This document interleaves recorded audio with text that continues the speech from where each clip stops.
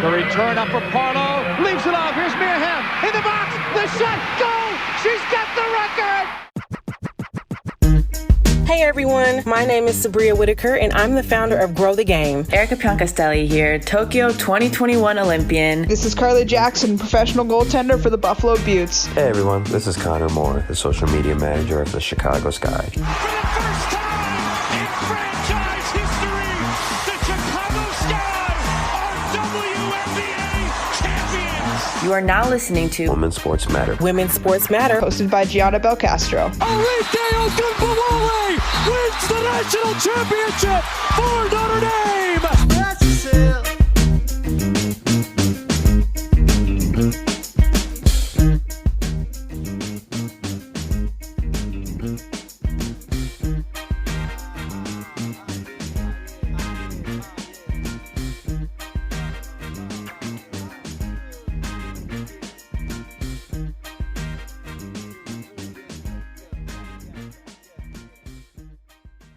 Hello, everyone, and welcome to another episode of Women's Sports Matter, your one-stop shop for all things women's sports. Guess what, everybody? We got another interview today because that's the thing you should always expect here at Women's Sports Matter, not me talking to myself for 45 minutes. Anyway, I'm very excited for today's interview. Would you like to introduce yourself? Hey, I'm Bianca St. George. I'm a defender for the Chicago Red Stars in the NWSL, and I play soccer for a living, so that's pretty cool. That is pretty cool that you play soccer for a living. My first question for you is, there is a meme that has been going around from Chicago Local 134. I'm sure that you've seen it. I'm very familiar with it. It is probably the best thing that they have posted this season. What are your thoughts about the Summer of St. George? I'm honestly really flattered. I think it's like a sick meme. I agree with you. I'm like, wow, this is a good one. But I don't know if it's because I'm being like egotistical and it's like about myself, but I thought it was like a cool concept. Now I have to live up to the expectations. So I like the pressure. So it's all right, you know. When I first saw it, I was like, finally, someone's posting about Bianca. I've been following you since 2020 in the Challenge Cup. And so to watch the progression of your career has been pretty neat. So when I saw that, I was like, let's go. And I know the person that created it and the folks over at Bryant and Me and Derek Helling and all those people like posting that stuff all the time. I'm like, let's go. Have you seen any posters of it at SeatGeek? I actually haven't, but recently it's been like kind of raining. So I'm like, it's already tough enough for people to have like posters outside. But it actually feels, it's funny that they say, you know, they've written Summer of St. George because this year feels like my first season, but it's technically my fourth.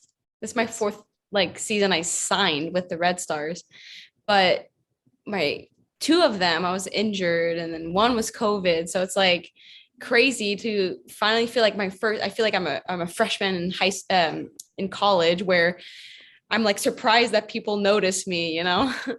So I think it's a dope meme. I'm trying to live by it. You had a few great outings in the Challenge Cup. I was recently watching some of the highlights from the Challenge Cup, and there was a game where I think you had a goal and an assist. I can't remember the team. I want to say Sky Blue. Was it Sky Blue? It is Sky Blue. It's funny. Yeah. It's very ironic we just played them, but yeah, that was the highlight of that tournament for me because I scored like in the 7th minute or something like that. It was like really early on, and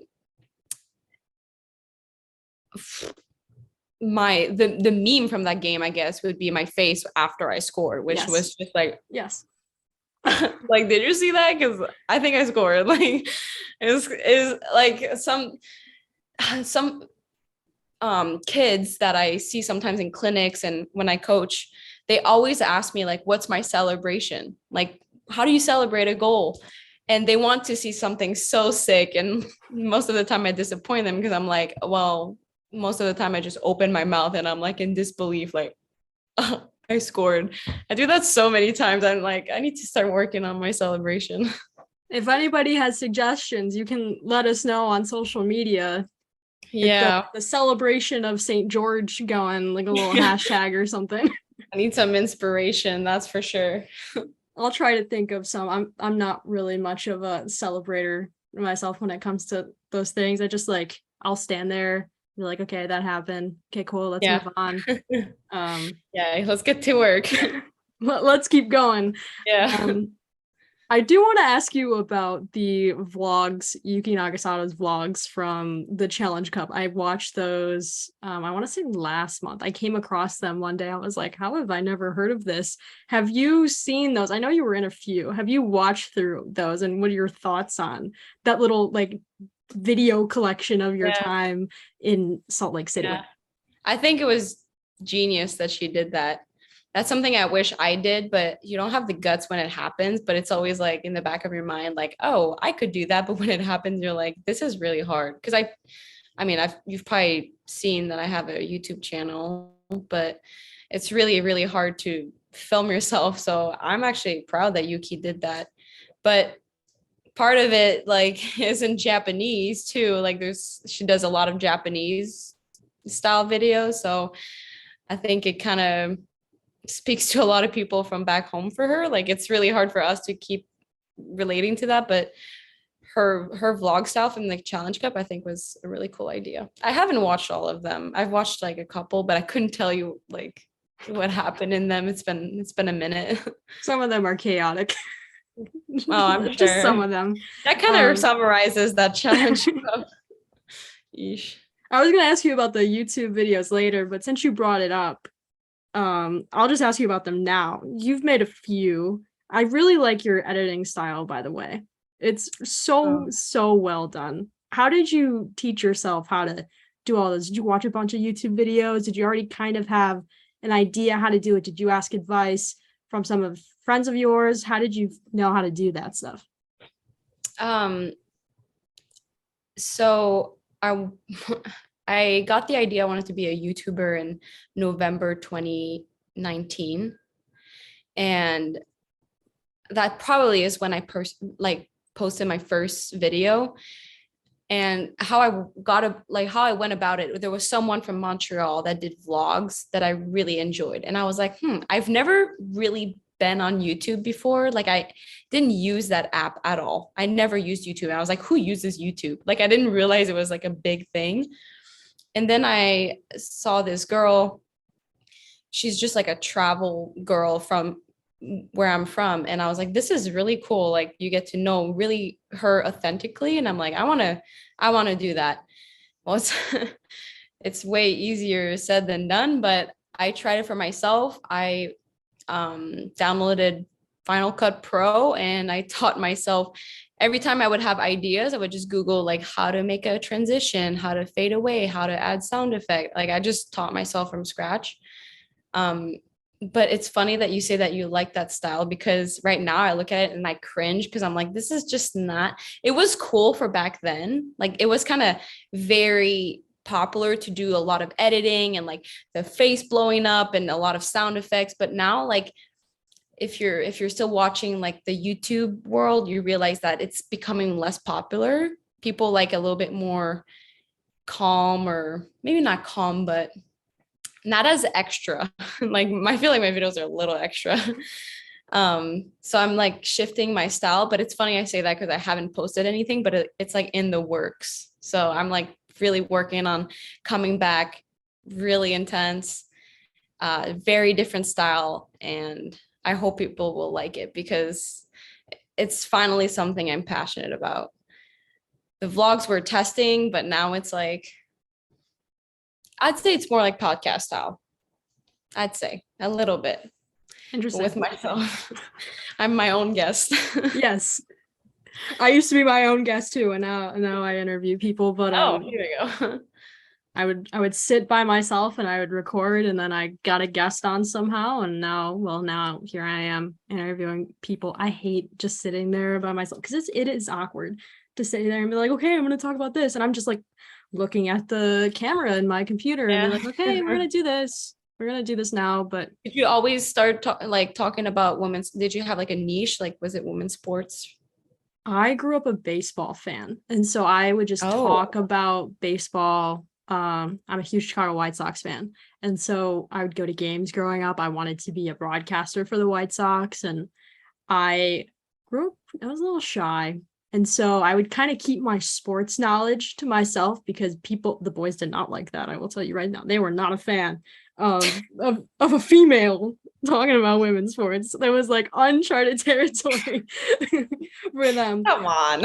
And so as I got older, I started to realize like I wanted to do something. So it like all started, my origin story is me yelling at the dean at my school for not advertising women's basketball games. They were only talking about like the men's basketball games. I'm like, well, okay, that's not very cool. So I was like, hey, you got to talk about these events. Like, this is your school, these are your teams, and you're not talking about your teams.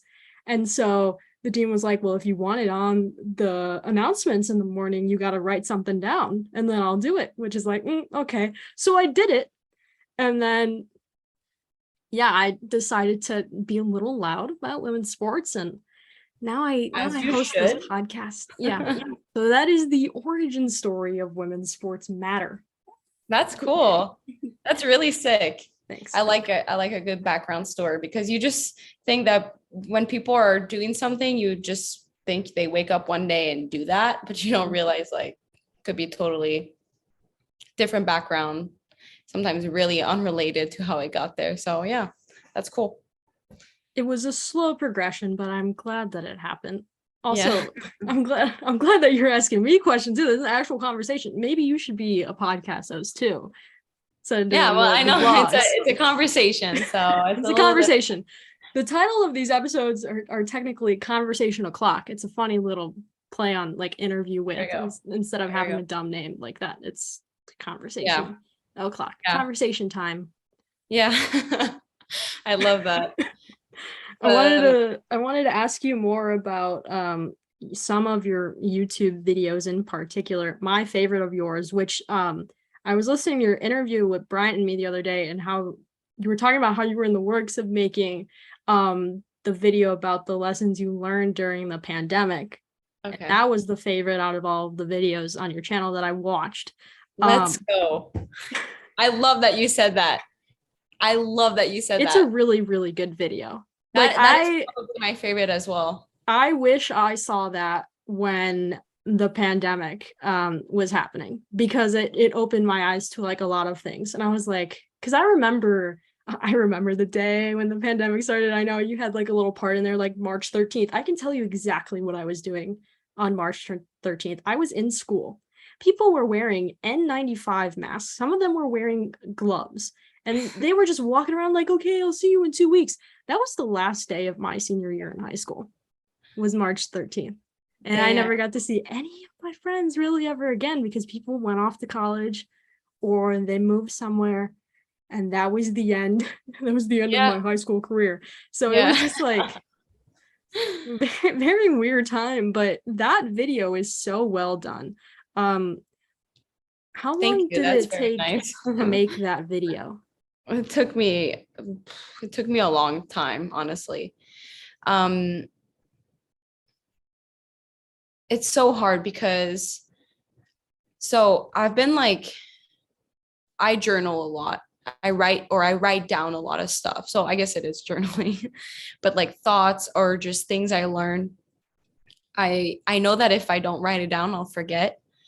And over time, I realized with all the things that I would write down, I found a way to relate it to the pandemic, like all these little things. And then I had a rough draft of all the lessons, and then it was like really a lot of information. And then you try to condense that, and it's still a pretty long video.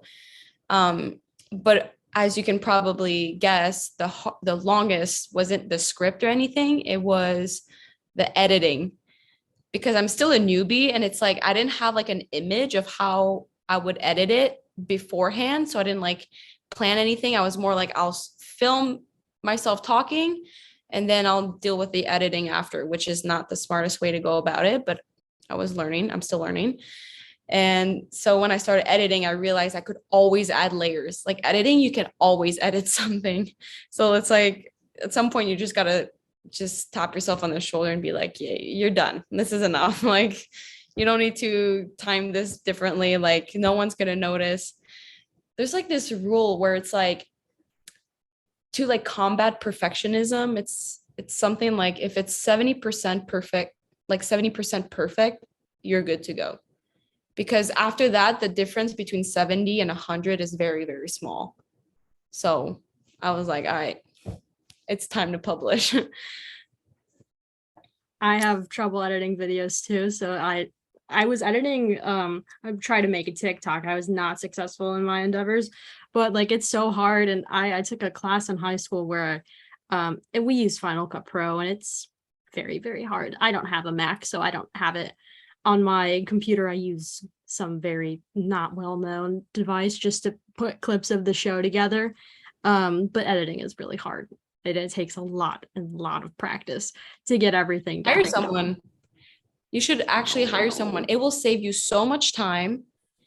If you don't find editing fun, you should hire someone. I am positive about that. That's what I'm going to do from now on, because I've realized that much later. It's not extremely expensive.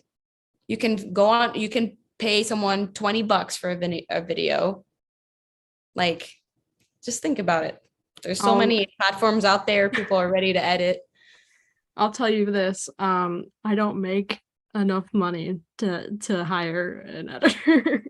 Okay, we'll start a GoFundMe first, and then start a GoFundMe for my college tuition first. I think we'll start with that. Oh, true. Okay. You're right. We're in different times. Yes. Like, I'm post-college, I'm working, but that would be my advice. The moment you can spend like a $10 on someone saving you like 5 hours. I don't know how long it takes you, but depends. It could take a couple hours. 3 hours, I would say, putting episodes together. Here's a little secret. I don't listen to a lot of my episodes. Because most of the time after I'm done recording, I'll put everything together anyway. So I'm fresh off the conversation. I know what happened. I put everything together. I usually don't take anything out unless my sister barges in here and causes a ruckus, which happened a few weeks ago because she's disrespectful, and we'll leave it at that. Okay. And so I'm usually pretty good about knowing what's happening and putting it together, and then I'll export it. It takes a while for it to export. I think that's the biggest time waster. Yeah. The exporting. But I don't do as much video editing. Something else in the meantime, but like you're always checking that your computer is it exporting. Like, yeah. I'll have to walk around my house holding my computer being like, okay, if I stand over here, is it gonna load better? Or if I turn this way, because I have bad Wi-Fi. But besides that, I don't really have like YouTube style editing. It doesn't really take that much for this kind of podcast. I don't have a special background for Zoom because I don't even know how to do that. But compared to YouTube, that's very different. But I'm glad you're getting back into the YouTube world. Gotta let me know when you post your next video. Oh, I'm so excited. I'm putting so much work. Like, it's been months I've been working on that.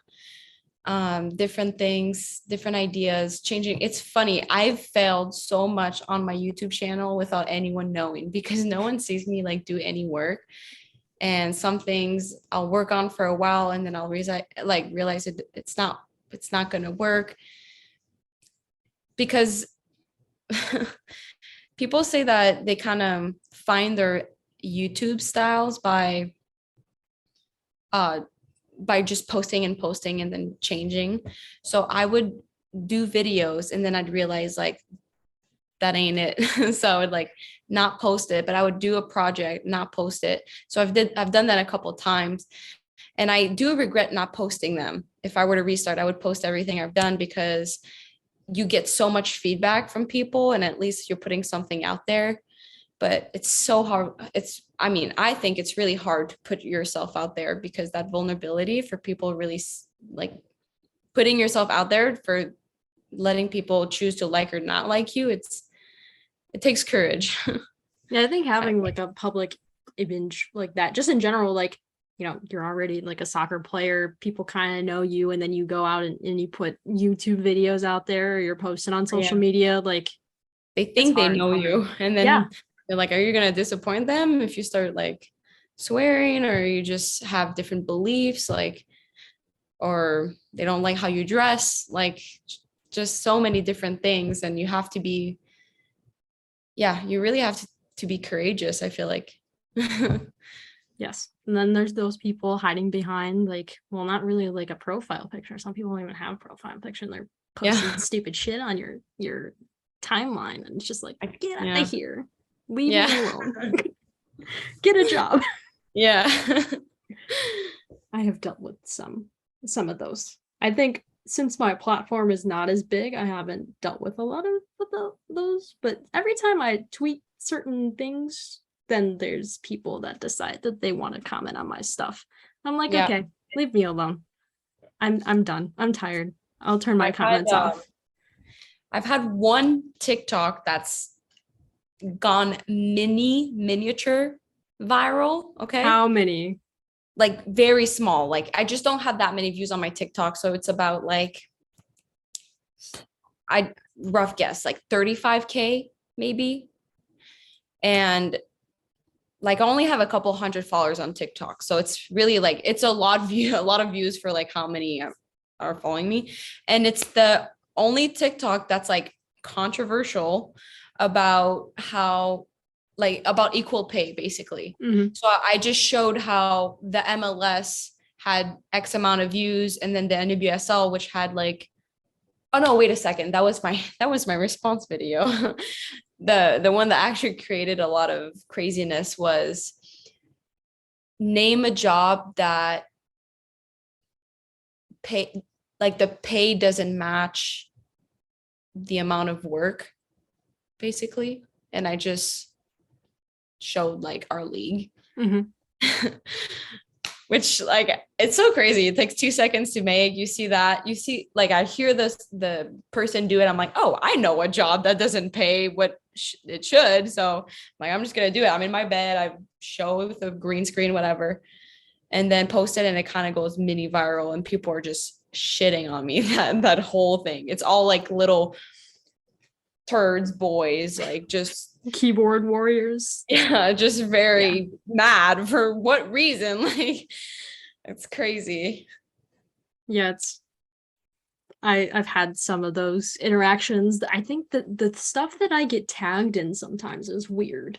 The name of my show is also the name of a slogan that transphobes use, and so it's like, go away. I am not part of your team. And that's a nice little block. I've been tagged in some things, and it's like, go away. I don't like you. Yeah. I kind of forgot when I named my show what it's named now, that that is a slogan that they use. And I like forgot. And I made the show. And then I was like, oh, that's not cool. So that happened.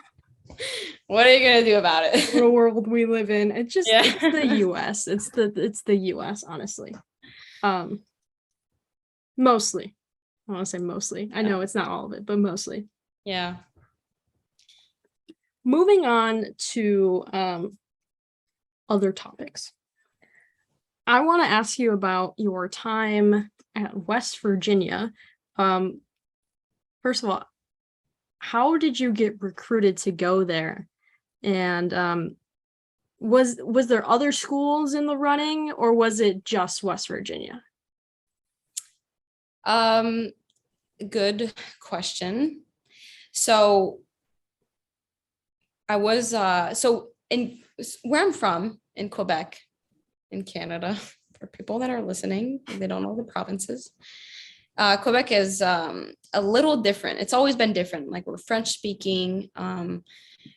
Our school system is slightly different. Like, we don't go from high school to college. We have like a pre-college in between.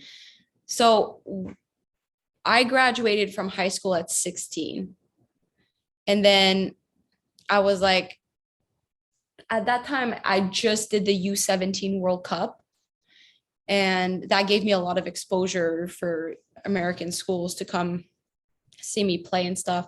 And then I would get some word here and there about schools that were interested in me. And I knew I wanted to go to school in the US at that, like when I was 16. Before that, I didn't even think about it. But when I was 16, I was like, maybe I'll go. And then, because I would start getting invites, and then I got this letter from West Virginia. And I remember thinking, Virginia, I love the beach, you know. Didn't know that West Virginia was a different state. Yes. I didn't know. We don't learn about the US when in Quebec, you know? So I was just like, oh, I've had friends go to Virginia Beach. Like, I want to go to the beach.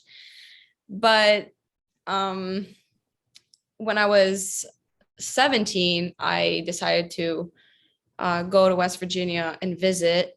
So I was really late. And then I felt like this pressure almost to make a decision. And when I went and visited West Virginia, it felt right. So I committed. But there were definitely other schools I was talking to, but anything felt cool. Like I didn't have the preconception, because I remember talking to UCLA, and I didn't realize like the preconception that people had about UCLA, how cool it was, or like how big of a school it was. Not that West Virginia isn't, but you don't hear it as much as like schools like that. Or Princeton was another one. And it's like, I didn't have those those thoughts. So I just thought anything would be cool. And if I visited and I had a good vibe, I was like, all right, I'm in. So when I turned 18, I was in West Virginia. So it happened really quick. Interesting. Yeah. Every time I think about West Virginia, I think about not so great things, because they're not yeah, that or like too. the opioid epidemic. Yeah. How about that? Or the number one, like most obese state. Yeah, like 49th in education or something. There's a lot of just West Virginia as a state, separate from the school itself. A lot of bad things, but I won't get into how bad West Virginia the state is. West Virginia University, on the other hand, I guess it's an okay school. I don't know that much about it. I know someone that goes there. I was thinking about going there. My mom's like, "You're not going to West Virginia." I'm going to Nebraska now. Awesome school to go to. I think it's because there's nothing, when you think of West Virginia, you don't think of anything. So the university is their life. There's no professional team in West Virginia, no professional sports. So the Mountaineers are like, we would have very loyal, amazing fans. Like, that's what I love the most about West Virginia. The university is, we had like an amazing fan base, because that's all they had. Like in the sports world, that's all they could root for. So the fans are very loyal, very loyal. Yeah. That I know. I want to talk to you about the championship run that your team made. What year was that? Was that 2017, 2018, 2016? 2016, yeah. I read about it the other day, but I was like, I don't remember. No worries. What year that was. I'm not mad. From the beginning of that season, was the goal, obviously the goal every year is to win a championship. Was the goal specifically to make the tournament, was to have a nice run in the tournament, or was there just like, we're just going to play some soccer and see what happens? That year, we were confident we were going to win the Natty. We were so good as a team. We felt amazing about how we played. It was the best team I was ever in 2016. That's how I felt back then. It helped that we had like 2 Olympians from the Canadian national team that are now my teammates, which is pretty sick, because we're like West Virginia bound when we see each other. And then we had an amazing like senior class, just in general, just very strong players. I'd say the majority of the starting lineup were Canadians, which is kind of funny. But we just felt very good about it. So we expected to win the Natty, which probably hurt us at the end, because when it came around, we kind of underestimated maybe like how prepared we were. It was almost like everybody thought we were going to win it. So when it came around and we got scored on really early, we were chasing the game the whole time, putting ourselves at more risk, and then created another. We made it 1-1, but then shortly after made it 2-1, and then playing at more risk 3-1. So we lost 3-1 to USC, which Katie Johnson plays on, and she never fails to remind me that she beat me in that final because we're good friends now. So I'm like, curse you. One of my follow-up questions was going to be if you've talked to any of your current Red Stars teammates about, games that you've played against them in college, more specifically Ella Stevens when she was at Duke. I know that you beat that school to move on in the tournament. Have you ever talked about that game in particular? Are there any other teammates that you faced in that tournament? Besides the final, I haven't really talked because I missed a lot of the games with West Virginia because I was gone for CONCACAF with the U20s. I was gone at the CONCACAF for the U20s. That always happens like in the fall. And I remember being there and being torn because I was like, both teams were so important to me. Like, but the U20s, I was like, I could miss part of camp and stay there, like with my school, which is still very valuable. But then was I putting myself at risk for where I stood with Canada? So it was a very, very emotionally hard decision. Like I felt very torn, and eventually I stayed with Canada, and I'm so happy we like went through that hump. So I didn't get to play Duke. That was my point. I didn't even get to play Duke because I was gone. But I came back for the Final Four, basically, because we also played UCLA, and Jessie Fleming, she's my teammate now, so she remembers the game because she was there, and I came with a U20s with me because she was actually with a senior team back then, and they had to play in West Virginia because we were a number 1 seed, and we had snow all over the field, and people from UCLA, like some of them never seen snow, so it was a really crazy game that went to PKs. So it's always fun to like talk about games like that, like memorable games with teammates. Yeah, it's really cool. I did not know that you weren't present for the Duke game, so the more you know. Yeah, Fun fact of the day. Yeah. No, it's all right. It's really, I love talking about college with some people, but I feel like not everybody feels that way. Like some people are probably like, it's the past, but I think like college is such a unique experience that feels like it takes so long when you're in it, but when it's done, you're like, it's only 4 years of your whole life. Like it felt like we were there and experienced so much, but now it's almost been 4 years. I'm out of college, and I'm like the same amount. I feel like nothing happened in these 4 years compared to like how much happened in college. It's crazy. College is a very busy time. I am well aware. I am not a fan of college right now. Yeah. Classes are not my best friend. I'm starting classes on 12 days from now. So that's fun. Going to a new place, bunch of corn, not a fan at all. I've never been to my school, actually. What are you studying?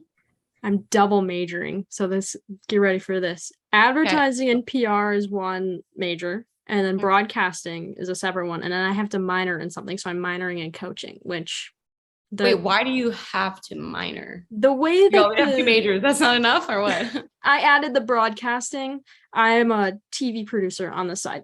So I kind of got inspired from my job to do broadcasting as another major. And then I have to minor in something outside of the School of Communications. So that's why coaching comes in. So I'm not a fan of all of those things that I want to do, but I feel like it's going to be worth it. Coaching, coaching, I don't really care about. It's just like a thing that I have to have. I think it would be nice like to coaching like a sport. Yes. It's just like a minor though. It's only like a few. I want to say it's about 5 to 8 classes that I have to take. And now I had to pick a sport. Our options were like volleyball, basketball, soccer, and track and field. And we have to pick 3 of those. And I'm like, I'm not doing track and field. I don't know how you would coach track and field. So I picked what I know, which is soccer, basketball, and volleyball. I don't know what to expect. I don't know anything about the minor. Yeah. I know.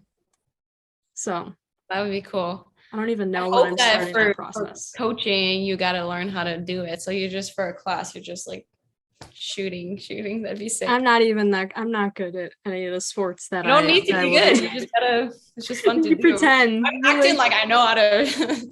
I'm always like bawling, but nah. Believe me, I've tried all of those sports, and I can tell you this, I am not good at any of them. I was a very bad goalie. I let 17 goals in one game. It's a team thing, so don't worry. It wasn't just you. Our JV soccer team that I was on for 2 years was made out of entirely people that have never played the sport before. This was my freshman year. And all the other teams in our division, the Illinois Catholic schools, are very good at sports, and their JV teams are made of people in club soccer. So we were the only school in our division to not have people on our team that have played club soccer. So we were going in blind, and it was not very successful. But I had a lot of fun. It'll be fun, they said. I had a lot of fun. I made some friends, and it was a good time. And then when I left that school, I played Frisbee, and I believe that is the only sport I'm good at. I feel like a lot of people that play, you can correct me if I'm totally off, but I feel like a lot of people that do play Frisbee were people that couldn't find their niche in like the typical sports, like typical team sports, like basketball, volleyball, soccer. Mm-hmm. And then they're like, wait, I'm actually pretty sick at Frisbee. Yes, that's exactly how I felt. I was like, confidence booster. I tried baseball. I tried volleyball. I tried basketball. I tried soccer. Why is that? Because Frisbee, you gotta be able to run properly. Yeah, because you gotta chase that little. I went straight from soccer to Frisbee, and I think that was a nice little transition for me to go from that sport to the other. And you gotta just run and catch a disc. Like, it's not. Well, I mean, it's very hard, but it's not. Yeah, but for me, honestly, it wasn't hard. I remember doing can jam, and I wasn't. I can't throw. Well, so there's 2 different positions. There is the person that throws, which I don't remember any of the terms for these people. There's the people that throw and the people that run. Are cutters. I was a cutter. So we would line up in our stack, and then we would all go out one at a time, split up, go wherever, run, catch the disc. You throw it to the person that I can't remember the name for the thrower. Because I'm really good at Frisbee. You throw it to the thrower, and then the whole thing starts up again. You go in the stack, and you keep going until you're in the end zone and you score. Honestly seems like a pretty good sport. It is a pretty good sport, and I miss it so much. You know, if you could do like another sport right now, which one would you try that you haven't tried yet? Or maybe like I haven't tried. I think I'm gonna have to turn this into the Bianca and Gianna show at this point. Well, no, it's interesting. I know. I really like when other people like ask me questions. It's very rare, but I don't have a co-host, so this is very interesting. Let me think about this. There's no bad answers. I never played softball. I played baseball growing up, so maybe I would try softball. I played baseball for like 5 years. How about like split up? I feel like you're speaking like team sports, but how about individual sports? Individual sport. My whole life has been team sports. Individual. The only thing that's coming into my head is team sports. Tennis, badminton, ping pong. Wait a second. I need to take the racket. Golf. Golf is boring. I make fun of my family for watching golf. Yeah, I'm sorry. Golf is boring. I'm sorry. Wait, what? I'm such a fake person right now, because I used to say that. I used to say that a year ago, maybe a little bit more than that, give or take. But that's when I didn't know how to hit a golf ball. Okay. Because when you do know how, and you're getting better, golf is so fun. I don't know. Maybe I'm too competitive. I'm good at Wii golf. I can't swing an actual golf club. It's not the same, but I can't swing an actual golf club because I have an issue with my shoulder. So like, I'll stand. The thing is, I have the mirror thing on. The mirror effect is on for this, so you can't see. But I'm a righty, so when I can't move my arm back and swing because I have shoulder issues, so I can't play golf. And I don't want to try being a lefty because that's... So you can't probably play a lot of hitting sports. Like you probably can't do like play tennis is difficult to play. How Baseball about martial arts? Martial art. I know that. Okay, you're bringing up all this fun stuff. I know that you were very good at judo and you used to do that stuff. Judo, other martial arts. I do need to learn how to be on defense. I feel like I don't think self-defense. I think everyone should learn self-defense. I took self-defense in high school and I don't remember a single thing. The only thing I remember is hitting up someone's nose like that. Okay, but the thing about judo that's I think is really amazing for like if you had to pick a martial art is judo's based on defense, not offense. So it's more like if someone were to attack you, how can you put them down? How can you make them not hit you, basically? So it's all about how you react to them. It's not like, oh, I'm really mad right now and I beat someone up, so I'm going to use my judo, you know? It's not that way because that's not the point. It's really more like for self-defense. Like if someone comes at it, because they would always do an example, like they would have a knife or something and they would like come at you and then you would just grab the arm and just bring them over or just put them aside, put them down. At the end of the day, you're just putting the person down, being like, you're not getting to me. But it's not about like, I mean, honestly, what would be amazing would be to know how to do judo with a little bit of boxing. So if you need to throw in a punch or two, you know what to do. But I feel like if you're in a life or death situation, you're just going to punch, like regardless if you've had boxing classes. But judo, great sport. I've done it. I did it for years. And every time I'm like, the off season comes around, I'm like, should I start judo again? I'm like, that would be so fun to do in my off season, just to like stay fit, but like work different muscles and just keep up to date. I don't know. Maybe. I'll see if there's any self-defense / judo classes at my school. I don't really know much about those kinds of activities there, but I think it's something that I need to do with self-defense. That would be pretty good. I have forgotten all the skills that I learned in my junior year self-defense class. I think I took it both junior and senior year of high school. That's such a long time ago. I don't really remember much from my high school days. Long time ago. Yeah. It is time for me to ask you about medical school, because I know this is something that you've talked about a little bit. Yeah. Also, I just want to ask you this really quickly. I know you graduated with a 4.0. Is that right? West Virginia, close to it? You had a 4.0 year, maybe? 3.98. I got one B. I want to ask you. Yeah. I want to ask you really quickly before we move on to med school. How the hell were you able to do that? Because college is so hard, and your major in particular, like, anytime I hear about, people getting that high GPA, I was just like, what the hell? Like, what do I have to do to get to, I'm at a 3.5, which is not terrible, but like, how did you do that? I'm just curious. Yeah, no, sometimes I wonder myself, how did I do it? But just a little background, growing up, I wasn't a really good student. I wasn't a bad student. I just did the bare minimum and got okay grades. Like I had B's mostly. I was a B student, B for Bianca. But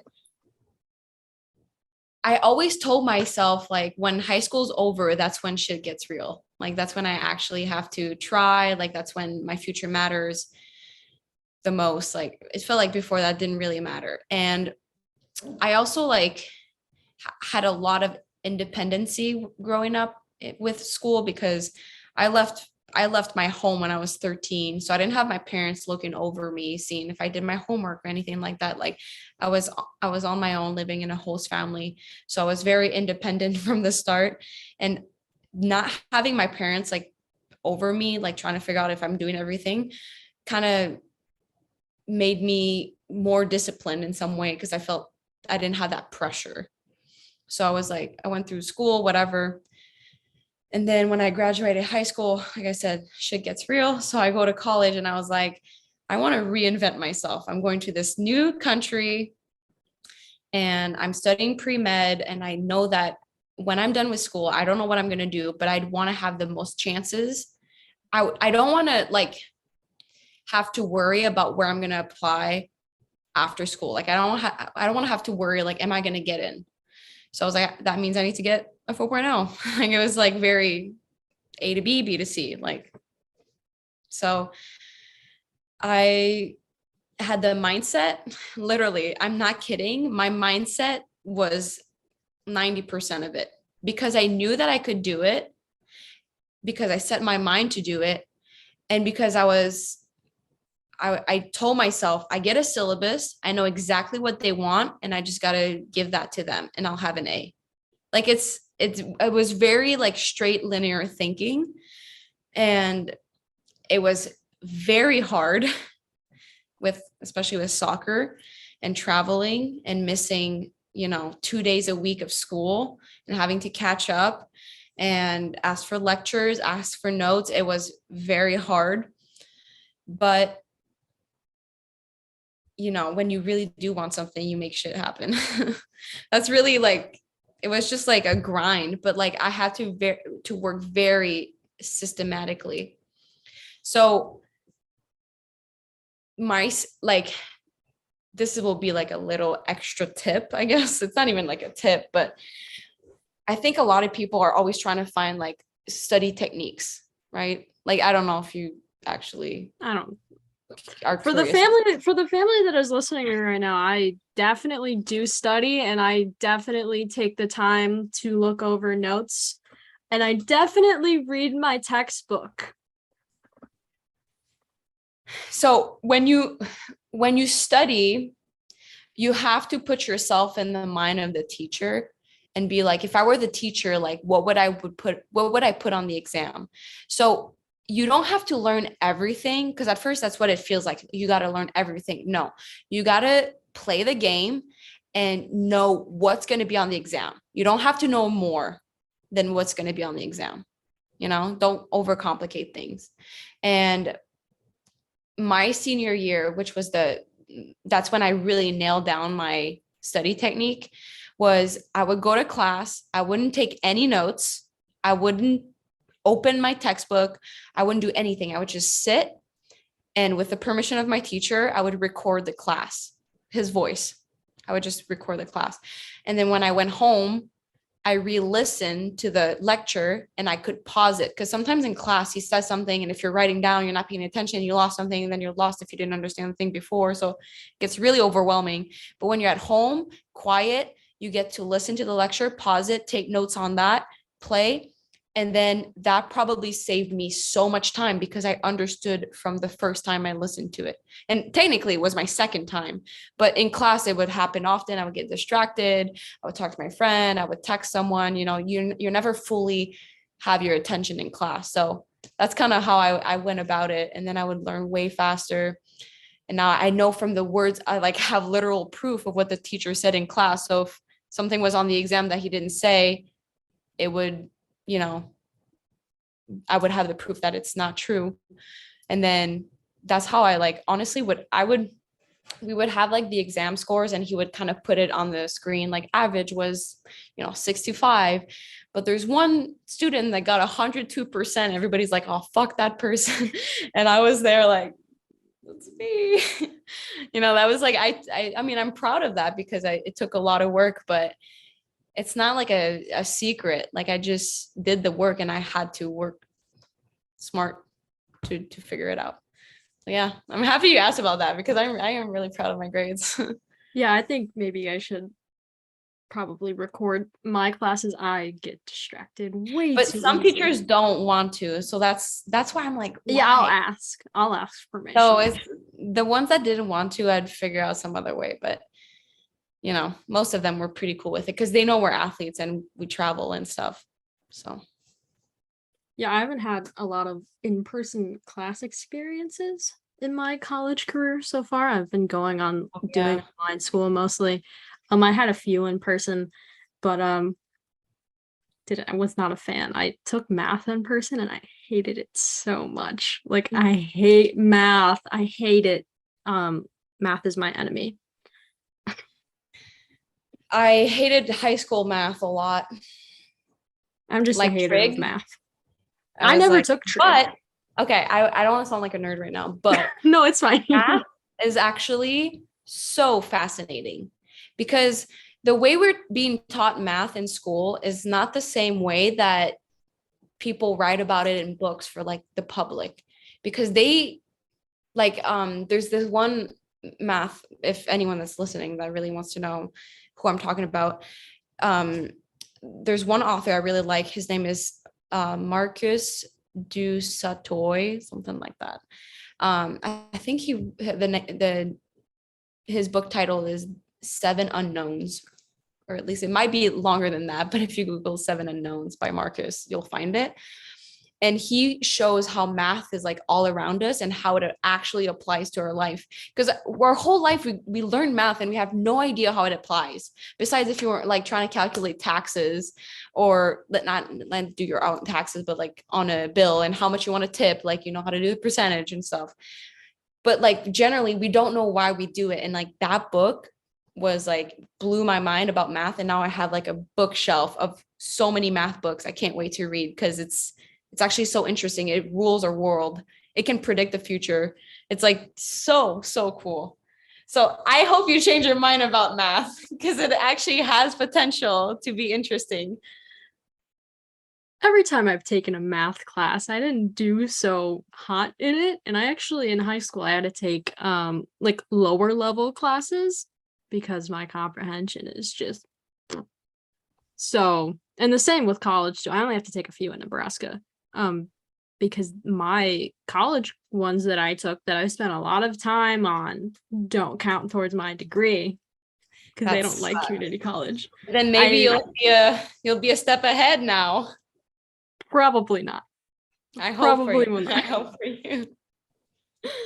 It's funny you bring up books because I do want to ask you about books, but going back to the beginning of the question, you've said before in interviews that you want to go to med school. Is there any reason in particular that you want to do this? Was there something that happened in college that made you realize that you wanted to go into med school once you were done with soccer? Just tell me a little bit about why you're interested in doing that. Yeah. So when I went to college, I decided to do a pre-med because in my mind and my narrow-minded brain that I had back then, I thought that having a pre-med would be the most valuable major. I thought that if you had a pre-med and you had good grades in a pre-med, you could apply to anything, regardless if you wanted to go into engineering or like whatever post what's major like degree you would want to get. If you had a pre-med, I thought it would be the best one. But as I started studying my pre-med major, I realized how cool the information was. So I was like, okay, I actually do like science. Like I have a very science-driven brain. And then when I graduated, I was like, I don't know for sure if I want to go to med school. I'm going to go play professional soccer a little bit to try and see if I can figure it out over time. And then now that I have more free time trying to discover who I am or who I want to be, I've like immersed myself in so many different topics, and I became very passionate about learning about the brain, especially like philosophical questions, because those are things that can't be answered by science. So I love like questioning things, but the part that interests me in medical school would be psychiatry, because then you can apply the science that you know, but also push the science further about the brain, which is very philosophical. Like there's so many subjects about like who are we? Like, are we our brain, or are we separate from it? Or what is consciousness? Do we have free will? Like all these things are so interesting. And I feel like if I could have a part into pushing the science further in that, that would be cool. And I was like, maybe psychiatry would be interesting. But I'd say recently I'm not as confident I will go back to med school because again, I'm learning a little bit more about who I want to be. And right now I'm very passionate about becoming an entrepreneur. Like, I think that is my actual dream. And if I can find a way to maybe mesh it with like something medical, who knows? Like, it's very new, but that's my calling right now. So I'm exploring towards that. And that's why I love being a pro athlete, because when you do your job that you really love, training every day, performing, you still have some free time. And that's when I choose to like push myself and trying to figure out who I want to be. I feel like I have a good balance with that, at least. So was that a good answer? I feel like that was thorough. That was a good answer. Things can change in a year, because I know you said that in 2021 in your Bryant and Me interview. So I was just curious if it was still the same. Still considered, it's still there, but no point of saying yes or no right now because I'm not ready to go. So we'll see when the time comes. We shall see. Now it is time for fan questions. So I shouldn't say some. I think half of these are from Thomas Costello of Bryant and Me, because he just sent so many. I think he just wants all the follow-ups from a year ago. I'm going to start on Instagram. His first question was any book recommendations, because I know how much you love a good book. Do you still do the book a week thing? No, I don't read a book a week. No. But depending on the month, some month I'll read a book or two a week. Like, I'll be really in it. But today I would lie if I said I read a book a week, because I've actually been doing Sudokus every night instead of reading. Interesting. I don't know. I've been like on a different phase, but I still read a lot of books, especially like on my iPad. I never thought I would say that, but I used to buy like all my hardcovers, and now I just read on my iPad because it's so easy to just bring it around. So what book would I recommend? There's fiction and nonfiction, obviously. Some nonfiction book I read that is really popular is by Colleen Hoover. Like, that's a popular author very popular, in the NWSL right now. So true. And like, it's popular around the world. Like, she actually, yes. I didn't think I liked fiction nearly as much anymore. And then I read one of her books and I'm like, oh my God, this is so captivating. So that's like those are fun fiction books. But like nonfiction, I mean, if you go into the like self-help realm, you can read like the 7 Habits book. That's a really good book to get your productivity going.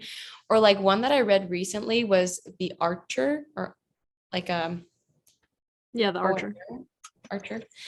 By Paulo Coelho.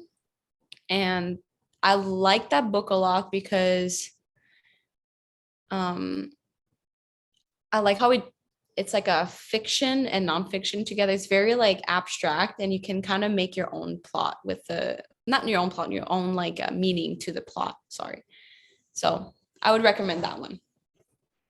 All right. The next question from Thomas Costello is, do you like pumpkin flavored things, and are they fine all year round? I don't discriminate, they're fine. They can stay. Personally, I don't really eat pumpkin that much, but if it's there and free and someone says it's yummy, I'll have it. This is a message for Thomas, because he knows I'm a hater. I will be a hater, and I will drink my haterade. I do not like it, and I think that's probably the reason I don't like autumn or fall. So I'm sorry. that's I the don't reason. know if it hurt you, but No. it's a No, great season. I'm making a joke, but I really don't like it. I think it's gross. And every time my family will see it, they'll send me a picture and be like, "Here, look, here's Yeah. something pumpkin spice." I'm like, You know what? I'm not a fan either, but I'm not gonna. I don't feel like I ever taste it. Like I don't go out of my way to have it. So I don't really know if I really like it or not, you know? Well, I guess we won't. I'll be a hater with you. Okay. Today I'll be a Are you hater. gonna drink the haterade, as Thomas likes Yes, to say? I will. Haterade? Just for you. We have a question from Felix Jr. 24. What is your favorite Chicago cheat meal? If that even exists. Yes. Okay. I'd say like it's gonna sound so bougie, but I love velvet taco in Chicago. I don't know what that is, so you're gonna have to educate me. Well, someone, maybe Felix, will know what velvet taco is. They have a couple stands in Chicago. They're like tacos, but like a bougier. And I'm sorry if anyone's like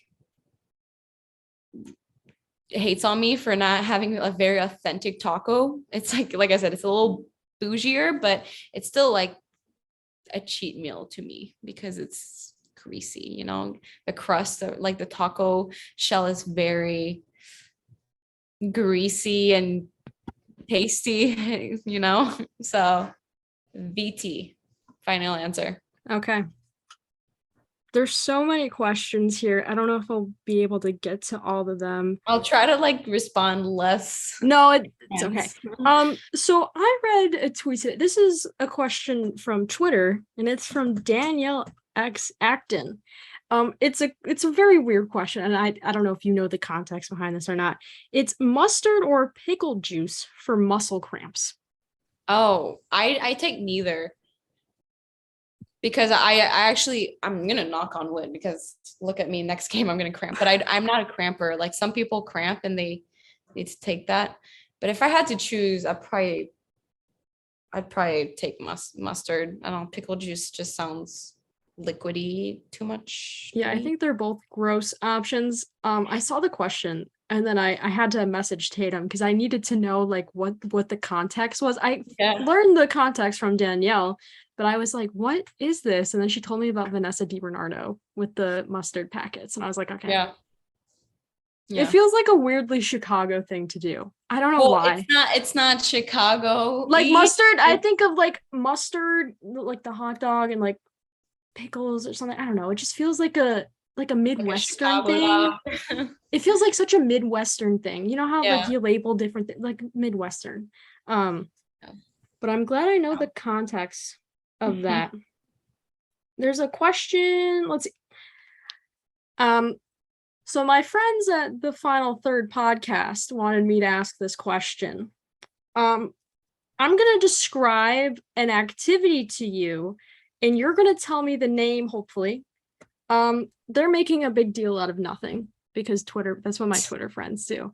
So you know the game where it's like there's this very long wooden thing and there's a hole in it and you throw something into you try to throw it into the hole. What is that game called? Oh, you guys are definitely debating on like different ways to Okay, I know it in That's French. why it's a dumb question, by the way. I have to think about it in English. Bags. I get it? Yes. Yes, you did. To AJ and Jack of I was gonna say cornhole podcast. Well, is that the same thing? That's the other thing. Yeah, you know what? I was like, I think it's cornhole. I was like, or bags, but I was like, I like bags better. Bags sounds better than cornhole. I don't know. Wait, are those friends from Chicago or they're from Minnesota? Oh. So here it's more of a regional thing with cornhole. We call it bags. Bags got into so a debate somehow. Bring those bags out. Let's play some bags. Play some bags. You play some cornhole. Yeah. I don't I don't Yeah, get it. cornhole just sounds a little bit, It just sounds weird. Yeah. I want to play some bags. If You you know what put you're it in a talking different about. context, and I don't know if I like it. Well, to AJ and Jack of the final third, you have your answer, and you can stop bothering me about this now. And you know that I'm stop right. bullying. They're gonna love this part. Let's see. Here's a good question. It's from Eddie Kristen on Twitter. Favorite Canadian food you can't get in Chicago, and then favorite Chicago food you can't get in Canada. Okay, poutine, number one thing. No one does it like Montreal, baby. We are the best poutine makers. Anyone that tries that's outside of Montreal or Quebec, they fail. I went to Toronto and tried their poutine, not the same. Anywhere else but Quebec or Montreal, poutine is the best thing you can get. Everybody that's never had poutine, that had poutine back home, completely underestimated how good it was. So poutine, and You then seem very passionate about that. I just had it when I went home, and I brought my boyfriend with me, and I made him try for the first time, and he was very skeptical of how good it was, and it blew his mind. So I was like, all right, I don't know why. I feel like it's like part of me. So I felt good about myself because I was like, I was right, But yeah, I'm very passionate about it. It's really good. So it's basically cheese, fries, and gravy. Very simple, but chef's kiss. And then vice versa would be, what do I have here? A food? Chicago food you can't get in Canada. Well, I don't really eat deep dish pizza. So I'm not going to say that because then I won't be real with you. And I've never had a Chicago dog. I haven't either. I hate deep dish, and I never have had a Chicago dog. I am the product of two Chicagoans, and I hate Chicago food. So you're a real hater. I am a real hater. Not just about fall and pumpkin. It's like Chicago food. I mean, as someone that lives in the suburbs, I don't want to claim anything. My mom can do that. She can claim whatever she wants. Other Chicago things, Garrett's popcorn is a thing, I guess. That's another, I'm not as big of a fan as Garrett's. It's like Chicago popcorn for people that don't know. Oh, you know what though? I will say,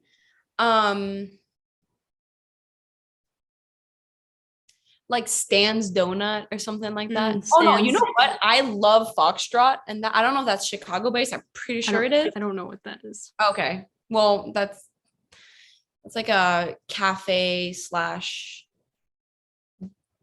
grocery store, overpriced, but they honestly make really good food for like a little cafe spot.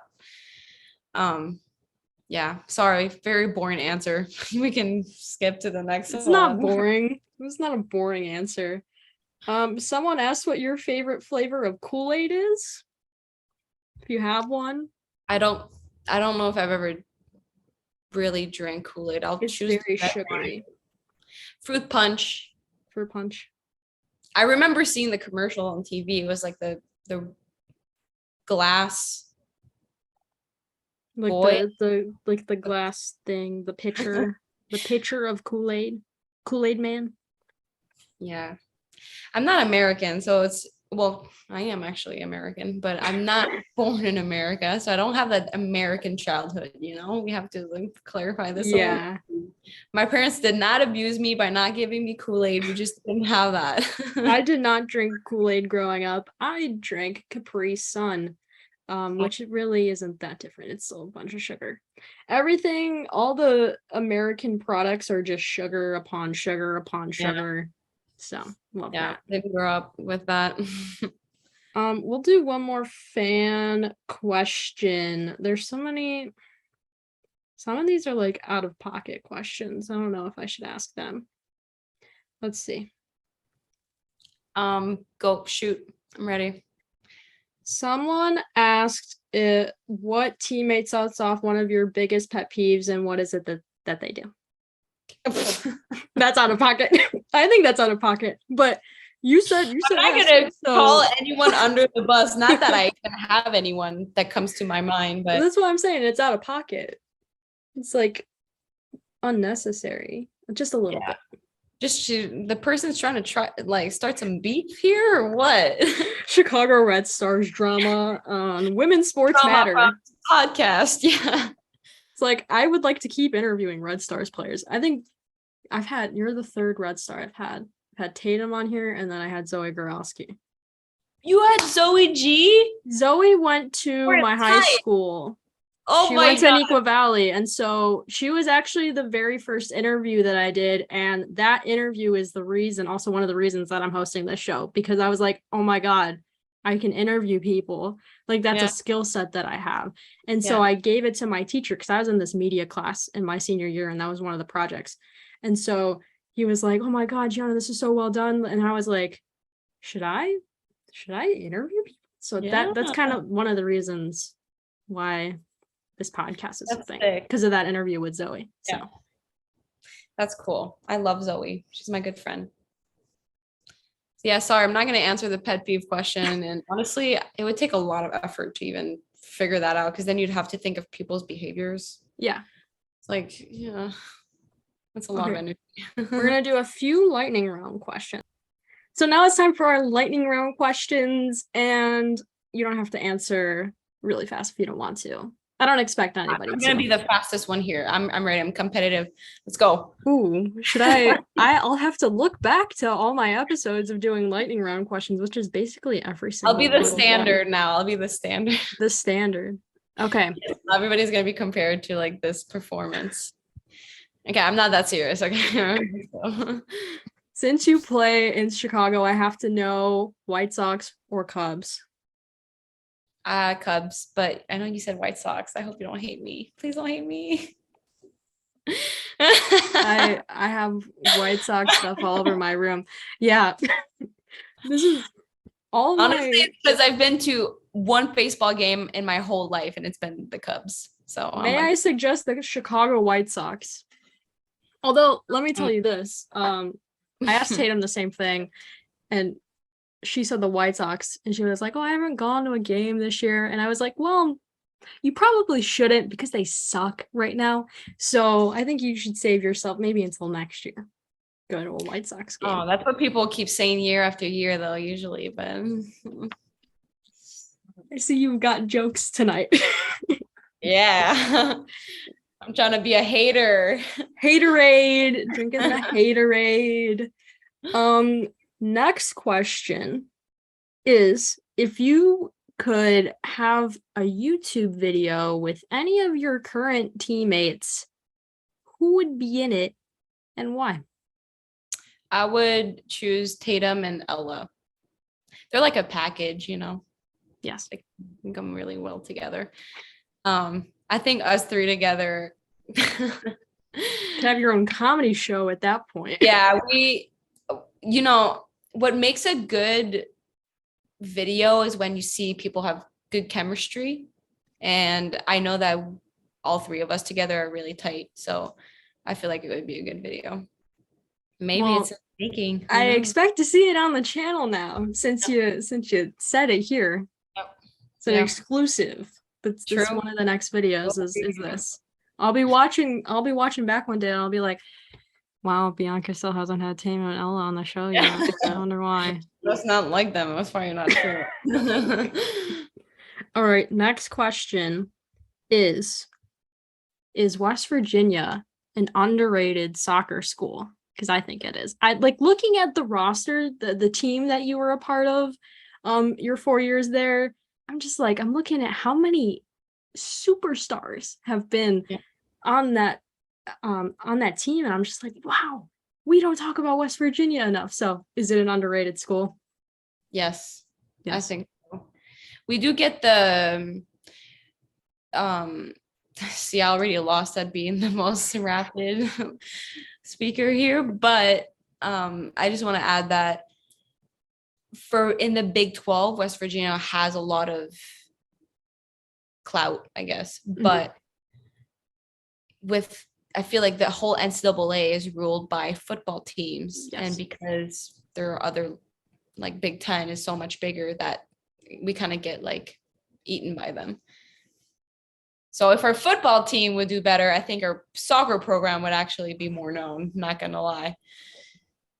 Sad to say, but I mean, football is a big part of West Virginia that I know. Yeah. It's a big part of a lot of schools. yeah, it's a big part of America. America. I don't know why I'm coming out with my like country accent. Every time I speak about West Virginia, I feel like I need to change my accent. Yeah, because they have the accent there. I like to do a country accent sometimes. I will not do it today because I think it's embarrassing. But I went to Iowa for one of my cousin's weddings, and there was a dude that just had this full-blown country accent. I'm like, dude, we're in the Midwest. What are you doing? Not everybody needs a country accent. Although I like doing it sometimes. I'm not gonna do it right now because I'm not gonna peer pressure you, but I would really enjoy, because I always try to do accents and then I'm like, okay, wait, I guess I'll do it. But the funny thing is, since the Bianca St. George has asked so nicely. Okay. Do you need like a prompt, or do you? Well, the thing that I start off with. Okay. Oh, so you're actually prepared. You got your water in. Yeah, the thing that I start off with is, have you seen Cars? The Pixar movie. So the tow mater, Larry the Cable Guy. Okay. He'll go, oh shoot, it's Lightning McQueen, and you just like you can keep going. At that point, the country accent, it just comes right out. And so that was great. Yeah, that was great. And I started doing it because of that guy in Iowa. And so I would be walking around with my family and be like, oh, you look over there, it's got a nice little church and a Sunday brunch. That's really good. I mean, why am I surprised? Like, you speak so well. You interview people, like you gotta have a good voice, you know, you're malleable. So I'm gonna put this in the description of my show. Bianca St. George said that I was a good interviewer and has a great voice. Oh, and guess what? Gianna can do a country accent. Mm-hmm. Here you go. It's gonna be my Instagram bio. I wish I could have spoke back to you in a country accent, but I can barely, like, it already takes a lot of effort for me to keep my American English very basic accent, that if I would try to like add some country to it. Well, I mean, if I can get it started from Larry the Cable Guy and Cars, all you gotta do it, you gotta start off with, oh shoot, it's Lightning McQueen. Oh my God, I was gonna try, but I'm really not. And you keep going. You talk about the Southern things. You talk about going to church on a Sunday, a nice Sunday morning, you know, reading the scripture and singing the hymns, and then leaving to go to a nice Sunday brunch. Yeah, no chance I can do that. It's very simple. And if you try it, you can impress your teammates and be like, look at what I learned on the Women's Sports Matter podcast. I literally this week at practice, it was whatever, this previous practice, we have an Australian on our team, and I tried to imitate the Australian accent, and then everybody just turned around and been like, that was your Australian accent? Or was that you trying to do the Australian accent? And I was like, you know, it was really far off. Yeah, I don't really mess with any other like accent. Yeah, accents, yeah, right. Or I just do the Southern one because I can. Yeah. Because I figured out that I can do it. Honestly, it really just starts with Larry the Cable Guy. So if you ever want to try, just watch Cars and just repeat everything Larry the Cable Guy says. Perfect. Like, be like, oh shoot, it's Lightning McQueen. That's literally what I start off with every time. They're like, Gianna, do the accent. Let me think about Cars for a second. Yeah. And then I put yourself in the mood. And then I just go on, and I'll be like, sometimes there was my coworker brought his girlfriend in the other day, and she's from Georgia.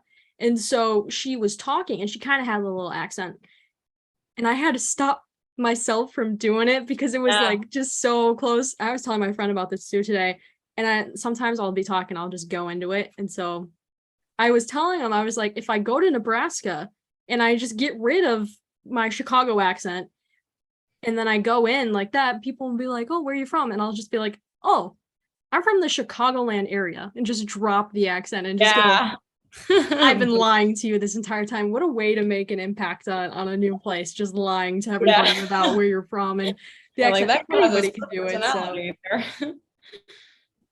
Anybody can do an accent as long as you try. Maybe the next thing you learn, next thing you YouTube about is learning how to do a country accent. People will come at me and cancel me if I try to do things like that, because they'll be like, oh, that's racist. You're going to North Carolina soon, right? There you go. You can start practicing. Oh yeah. There. Yeah. I'm gonna make a fool of myself. My final lightning round question for you is, are you watching anything on like Netflix or Hulu or whatever? Any shows you got to recommend? I don't watch TV shows, but I like sound like an old person. I like a good documentary. And I watched the one about Woodstock 99. It's called Trainwreck Woodstock 99. That was pretty fascinating, because it's like the festival that happened in 1999. People, it's recent enough to feel like it's close to you, but old enough for them to not have like phones or anything that we would have today. And to see how terrible that festival went, although it did have like really good music and it was crazy vibes, but it was a very good documentary because of how crazy it was, That's my little I used to not watch TV, mostly because of like school and whatever, but I got into Stranger Things. I got into that. I wish it kind of gives me anxiety to watch TV shows, because I'm like, I need to do something better with my time, So it has to be like, I'll never watch something alone. That's kind of like my unwritten rule, I guess. I do for myself. Like if I watch something, I'll be with someone and we kind of bond over that. I think that's a good way to go about it. You know what? Maybe I should start doing that too. Although I try watching TV with my sister and then she'll just start screaming. She'll be like, oh my God. Like I introduced her, unfortunately, to Riverdale because when it was good back when I was in high school, which is the first season, we would watch it together. And then anytime something dramatic happened, she would just get up and be like, did you see that? And I'm like, Bella, sit down. I am trying to watch TV with you. And so I don't watch TV with her anymore. I get someone that's not as reactive. I feel like I'm Bella sometimes though, because if I do watch something, I'll just shouting the entire time. Oh, I will pause it because I'll want to elaborate. And people will give me like a limit. They're like, okay, you got 3 pauses. Oh my God. What to do, because if not, I just want to talk about like, this is actually really interesting what he said because blah, blah, blah. And people are just like, shut up and watch the show. Yeah. I'm not a good person, I think. If I'm watching like a documentary or something, or like a nonfiction show, I'll be like, oh, well, so-and-so told me about this. And like, oh, I knew about that. I learned about it in school or something. And they'll look at me like, Gianna, be quiet. We're trying to watch this. I'm like, you know what? No, I'm not going to be quiet. I'm going to keep talking. Like, yeah. I'm usually like, yeah, you're right. But it doesn't happen as much anymore. I just will watch TV on my laptop and call it a day. But yeah, that is that.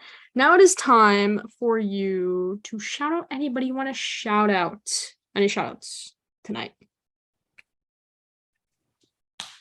Shout out. I don't know. A shout out to someone. Shout out to my you know what? Shout out to my grandma that's taking care of a family friend right now that's very, very sick. That's the only shout out I want to say. And just putting it out in the universe that just love is spreading. So yes. That's a shout out. But sorry, I don't know. It's a lovely shout out. I don't The know shout out what is your shout time to out. shout out anybody. It doesn't Shout out Ice I don't care. Cube. Or like I was like, who shout out him? Like, but yeah, no, it will be to Papa Bob basically and my gram. Yeah, that's my shout out. All right, now it's time to tell people where they can follow you on the social media. Take it away. Yay! So I'm an at Bianca St. George with an S at the end, but the S is silent. So just The my S is full- silent. Yeah. Have you S seen is the Twitter, the Woso Twitter arguments about your last name? There's a whole thread. Sometimes It was I from do, and I actually low key appreciate it, but I'm not trying to start any beef. But like, yeah, and my S is not pronounced at the end. But there's other things to worry about in life, so I'm like I letting was it listening go. to another interview because I do so much research for my show, and Yeah. one of the interviewers said St. George's, and I'm like, St. George's, like what? I don't know that. I know St. George. It's like learn how to pronounce the name. I mean, it's a choice. Like I just choose that because in French we say Saint Georges and it doesn't have an S sound at the end. It's just Saint Georges. So I'm like Saint George. Sounds very similar. So please no Z's at the end of my last name. And if you do it, it's fine. There's other things I'm a hate about, like pumpkin spice. I'm a hate about pumpkin spice and fall and fall, the Cubs. the Cubs. Now it is time for my least favorite part of the episode is my ending spiel. It's not that long, I promise. Sometimes I'll forget the things that I have to say. I'll take a second. I'm gonna pause. I'm gonna get ready. Okay. And then here we go. If you want to follow me on social media, guess what? You can. I am on 4 different platforms. On Twitter, it is W Sports Matter, and Instagram, Facebook, TikTok. It's Women's Sports Matter. See, it's super easy because it's the name of the show. It's so easy to type in. So there you go, guys. That's how you follow me on social media. If you want to watch this interview and other interviews, plus other content, the YouTube page is Women's Sports Matter. There's a bunch of resources linked down below. We've got the Trevor Project, Register to Vote, Find a Vaccine, NAMI, the websites for all of the players associations in the US, so the NWSL, PHF, WNBA, and more. Make sure to go support your local women's sports team. I've said this before, but y'all know my local teams right now. Is there any specific local team that you want to shout out, Bianca? Oh, you put me on the spot. Any local team in your hometown? Oh, local team from my hometown? Like it doesn't matter if you want to shout out any team at this point. You guys should just keep supporting women's sports, especially in your area, and go watch Chicago Sky right now. They're balling. So I was at the game yesterday. It was quite the evening. Unfortunately. But that doesn't matter because we're the first seed as of right now, as of today's episode. If that changes, don't blame me. This is coming out 2 weeks from today, so y'all better hush up. I'm trying to think of anything else. Support your local women's sports team. Make sure you're subscribed to Women's Sports Matter. And I think that's all I got today. Thank you again, Bianca, for coming on this episode of Women's Sports Matter. I appreciate you taking the time out of your day. That's going to be it for me. I'm going to go edit last week's episode, which will already be out by the time this one comes out, because I'm really good at using my time managing skills. That's going to be it for today's episode. I will see you next time. That's all, folks. See you later.